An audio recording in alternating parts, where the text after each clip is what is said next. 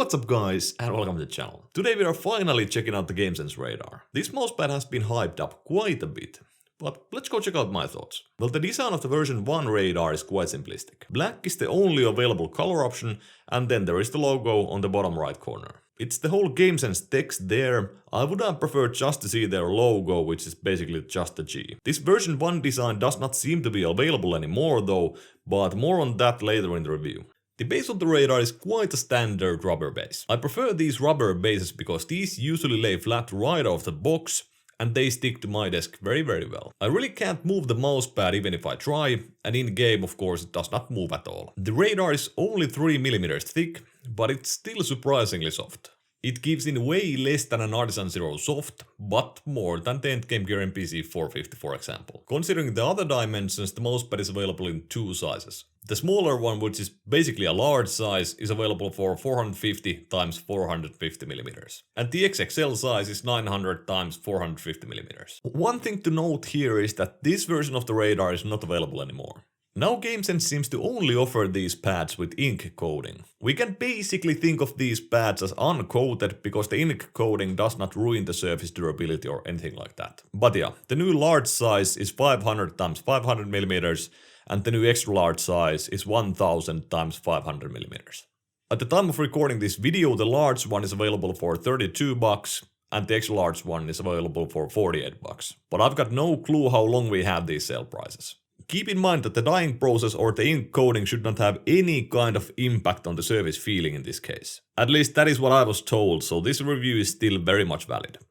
Looking at the stitching of the pad, there is barely any fraying right out of the box, and there is pretty much no fraying after about 2 weeks of use either. The stitching is raised, but it's very soft, so there is no irritation whatsoever, at least in my case. I would say that the stitching of the pad is the biggest surprise for me, as it's surprisingly high quality. It's not really near artisan level stitching, but it's still very good and should not cause any kind of irritation to most people. Moving on to the surface, and it's marketed to be extremely durable microfiber cloth. It's uncoated, but I still can't talk about the durability that much, as I've only used it for about 2 weeks. It's also said to be humidity resistant, and I do have to agree with that, as playing with sweaty hands for a longer period of times does not seem to have any kind of effect on the glide of the surface. The surface is quite smooth to touch, and you can barely feel any feedback when you move your mouse on it.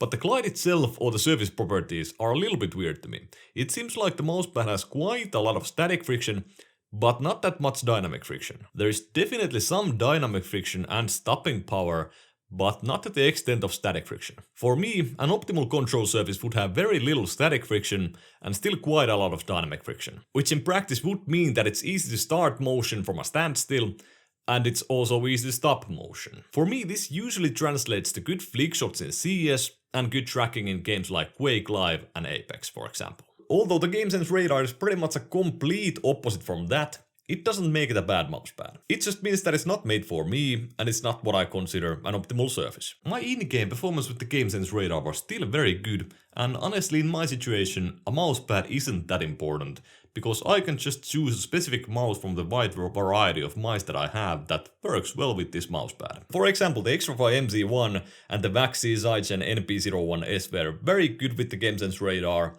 but for example a larger and a heavier mouse like the Kammyz Outset AX did not feel that great. So in my opinion, the most optimal results with a mousepad like this can be achieved with a lighter weight or a smaller mouse. Mouse feet can also be very important with control surfaces like this, and that's one issue that I have with the radar. For example, the mice that I mentioned before, the Xtrfy MZ1 and the Kammyz Zygen NP01S, glide quite well with this pad.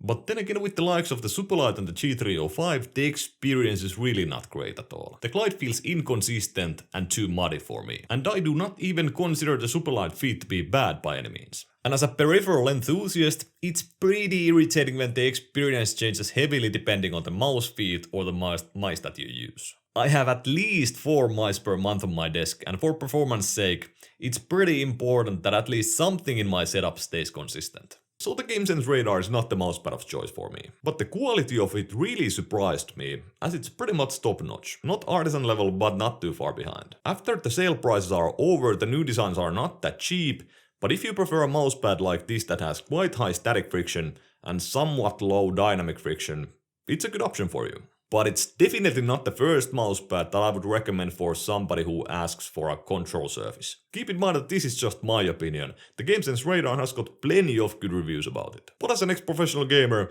the performance is the only thing that matters to me. And I feel that there are more optimal control surfaces. If you enjoyed the video, hit that like button. If you enjoy my content, hit that subscribe button and see you in the next one.